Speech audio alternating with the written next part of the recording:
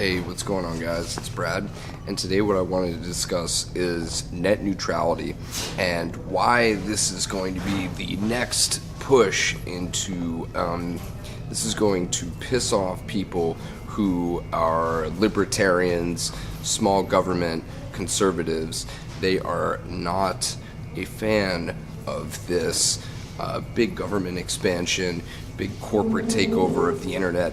The internet, for the longest time, has been different from the intranet, meaning that it's worldwide, it's global, anybody could use it, and it's not been controlled, it's been decentralized.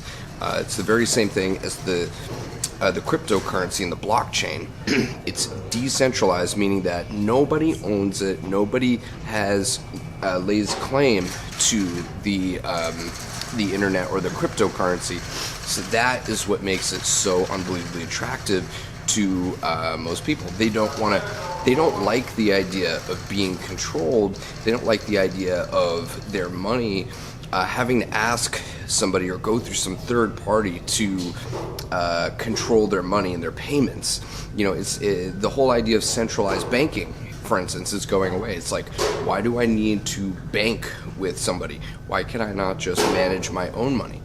You know, I don't need somebody to hold my money for me so they can give me what, like 0.03% interest? That's crazy. You know, why don't you give me my money, hold it safely, and, you know, invest it in my own business or in other smart investments. You know, I am smart enough to be able to take care of my money. You know, the idea of rugged individualism. Now, this is, you know, the latest push from the government and big corporations to begin to start taking control over the internet. So once again, you know, I'm not completely certain of what the specifics are, but I don't need to. I understand the gist of it. The gist of it is that these companies and the government want to control the internet. They want to control what you can and cannot post, what you can and cannot see. If they don't like what you're doing online, they want to be able to have the ability to shut you down. They want to be able to see what it is that you're looking at, what it is that you're producing. And, you know, many people don't like that. Many people inherently get disgusted by that and say, hey, you know what? I am a smart, capable individual who can handle his own you know, I don't need anybody telling me that I can't say certain things, or I can't look at certain things, or I can't put certain things in my body. As long as it's not directly harming somebody else or harming society, I should be able to do what I want in a free and open society. You know, that's what makes America great. You know, I was in Union Square and I saw a bunch of fucking goofy ass liberals. This one guy, he literally out of nowhere said, you know, because America is like a big fat pig, like a big fat stupid pig. And I just thought to myself, this guy is so ignorant, because, you know, doesn't he know that in other countries, other communist dictatorship-based countries, you cannot speak about the wrong things. You cannot have the wrong political opinion. You cannot meet in secret. All of these amazing things that make America amazing and the greatest country in the world.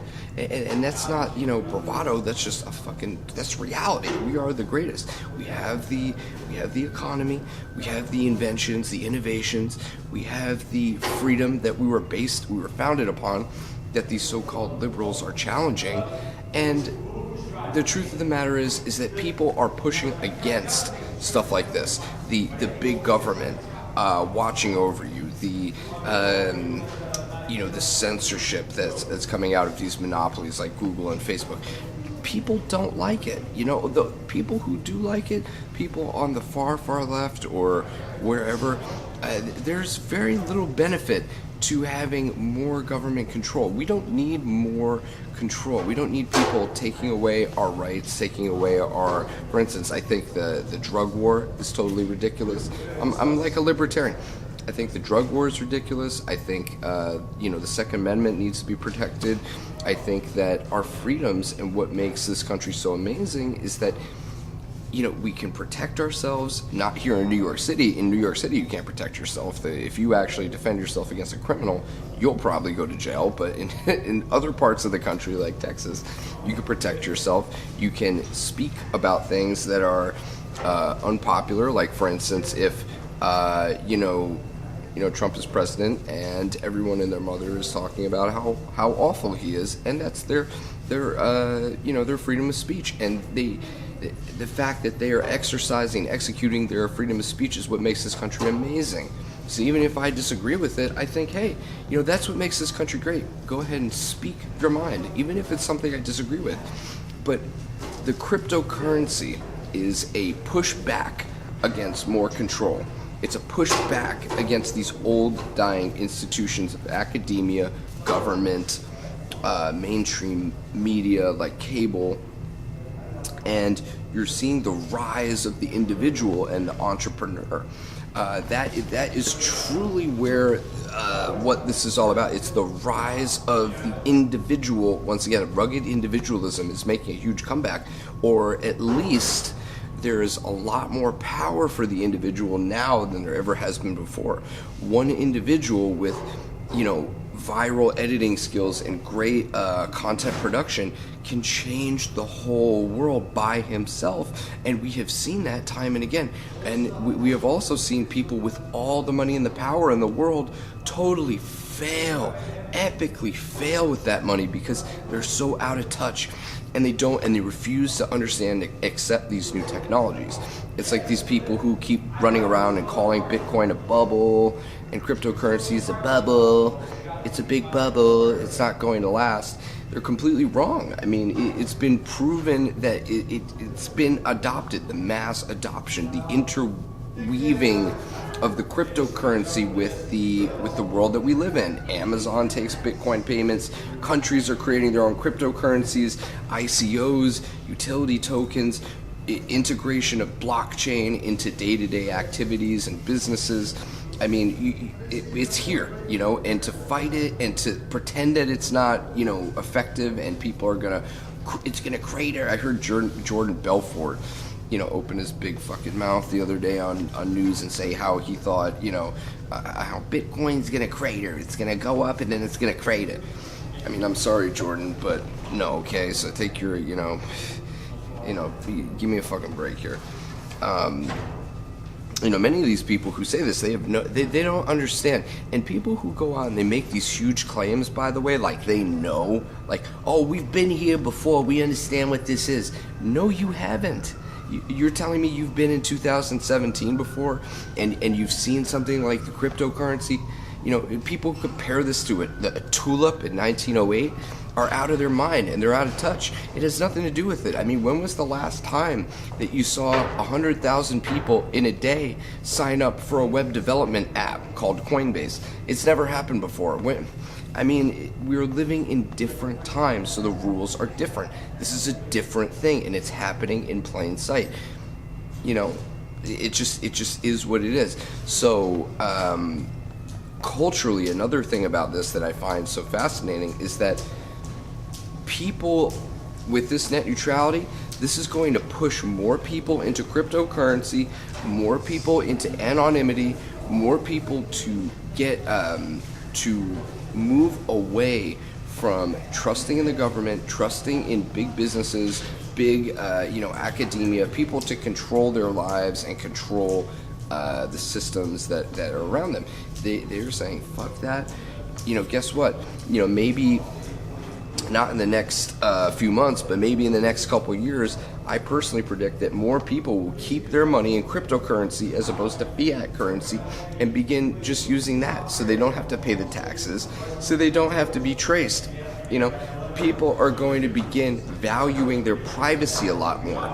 I mean, for fuck's sakes, they just came out with an iPhone X that opens with your face. The Amazon Alexa or whatever listens in on your conversations and it plugs it directly back into Amazon. You think that, the FBI can't get a hold of your Alexa conversations? You think that, if somebody really wanted to listen to you, you think they couldn't with this stuff in your house? So again, I think that people are going to start to realize this, and they're going to start to value their privacy, and they're going to start to value their anonymity and their own ability to control what they do with their own money and the decisions that they make on a day-to-day basis. Regulation and rules are, they constantly butt heads with business and with the fast movement forward of business and creation. It's like, oh no, you gotta fill out this paperwork, you gotta do this first before you find the pill that cures cancer. Did you fill out your W-2 form? It's like, fuck that, just go and find the cure for cancer, go find the cure for AIDS. But no, the bureaucrats want more paperwork, they want more slowdown, they want more control because they're stupid dinosaurs, and that's how they make their money. They don't create, they're the intermediary between you and your creations and your money and the fruits of your hard labor. Government, to me, it has purpose, but it does not have it is not this thing to me that I need in order to protect me from myself. I don't need anybody to protect me from the heroin overflow or protect my children from the heroin flowing into this country. If I'm a parent, that's my job. I don't rely on the police to save me from the robber. No, allow me to protect myself. I'll take training. I'll train my wife or whatever. I'm not that I advocate getting married. I don't. But, I would train my family. I train my wife. I train my kids. We all know how to use guns. Guns in the house. Guns are very serious. We take it very, very serious. And then should shit go down, we protect ourselves, because guess what? Last time I had an incident where somebody stalked me. A cop took in 2 hours. 2 fucking hours in New York City. I saw cops walking around. I approached them. I asked. They were useless. I'm like, dude, this guy just practically assaulted me. And they're like, did you wait on the scene? Did you call 911? I'm like, in between the time that he was in my face menacing me, I'm like, and I'm like, he's still there. He's like, call the police, call 911. I'm like, can't you go help me? Like, no, can't. And had it been another state, I would have had open carry, and the moment that he got in my face, I would have had my hand on my weapon, and he would have, backed down, or if he took another step, he wouldn't be breathing anymore, because, it shouldn't be allowed that you can just put your hands on anybody and allowed to get away with it. But because we live in New York, and, it's this highly liberal city, it is what it is. You can't defend yourself. If you defend yourself, I heard a story of a guy who got spit in the face, and he punched the guy who spit in his face. He fucking punched, and the guy went down, and he hit his little kepi, his little head, and he went into a coma.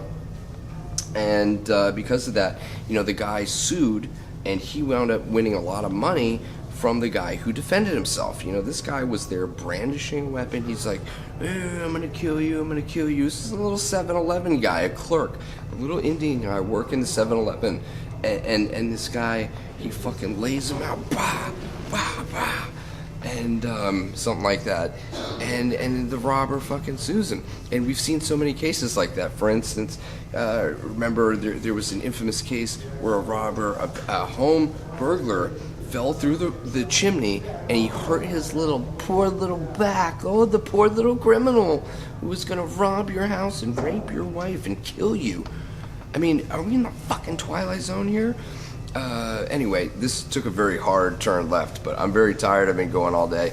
And, again, I am political. I do have my political opinions, and it is what it is. If you're not into them, I totally understand and respect that. But I want to be able to express my point of view as well. So thank you guys so much for watching. The crux of this video is that I believe very strongly that this push for the removal of net neutrality, or whatever it is, the fact that we got shut down in court to where we can't. They're going to begin putting. You remember the scene from what was that movie? It was a classic movie about the oil the oil voice. He's like, anyway, I drink your milkshake. Daniel Day-Lewis, I drink your milkshake. That movie, yeah. That's going to happen now, and because of that, you're going to get a lot of pushback from people who want to remain anonymous and don't want to put up with government control or big corporations controlling their internet. The internet is something that's very sacred to a lot of people, and once they start seeing government or big business telling them, oh, by the way, you can't visit that site because AT&T does not support Breitbart. AT&T does not support Brad Holiday. He has extreme views. Brad Holiday has extreme views. He believes in morality, ethics, and God, and a higher power. Oh, no. We need to cater to the imams and the Islamicists. That might offend them, so we cannot say anything about that. Brad Holiday is off of YouTube, and by the way, that happens. People hate YouTube. The general feeling in the air is we're just waiting for something to come by and replace YouTube and replace Google and replace Facebook. Dude, Google is so corrupt, by the way. They purposely make AdWords. Many of the things that they do, they purposefully confound and make it very difficult and very hard and very confusing to find very simple things to do ads, to just like find basic shit, like put a manager on your Google Plus page or something like that, an analyst in your Google Analytics. They purposefully make it very confusing, especially YouTube. And the reason they do that is because they want to keep that idea of a rugged individual. They want him down. They don't want the rugged individual doing well. They want the powers that be to stay in control. They want their advertisers to have a nice platform for YouTube. They don't want anything too crazy. They want to have us nice and easily managed, and they want to, these people need to stay in control because, Coca-Cola and, Sprite and, these people, they control the world and they are the way to go. Not you. No, not you. You can't have it. But we can have it. The advertisers can have it. That's right. We can have it. You can't have it. You can't have money and prosperity, little man. So anyway, with that said, that's what I think about that stuff. I think they're going to get a lot of pushback, and I think that there's going to be it's just a metaphor, an example for more to come. There's more to come. There's going to be a lot of push towards anonymity and protection of the individual's rights. So thank you guys so much for tuning in. I appreciate you guys, and I'll talk to you next time. Do me a favor, remember to like, share, and subscribe to my channel, and also click the links down below if you'd like to contact me. I have several different Facebook groups, and then also I have the Facebook page, Brad Holiday, and link up with me there. And if you have any questions regarding mentorship or my life marketing and media company where you want me to do some marketing or sales or website development, not a problem, and you can contact me there. Thank you guys so much. Love and support. I'll talk to you guys next time. Peace from the Corinthian. Oh, and even though I'm Jewish, I just have to say, I want to wish you guys a Merry Christmas, and I also want to wish you guys, very quickly, a Happy Hanukkah. L'Shana Tova. I'll talk to you guys later. Thank you for tuning in, and I'll talk to you. Peace.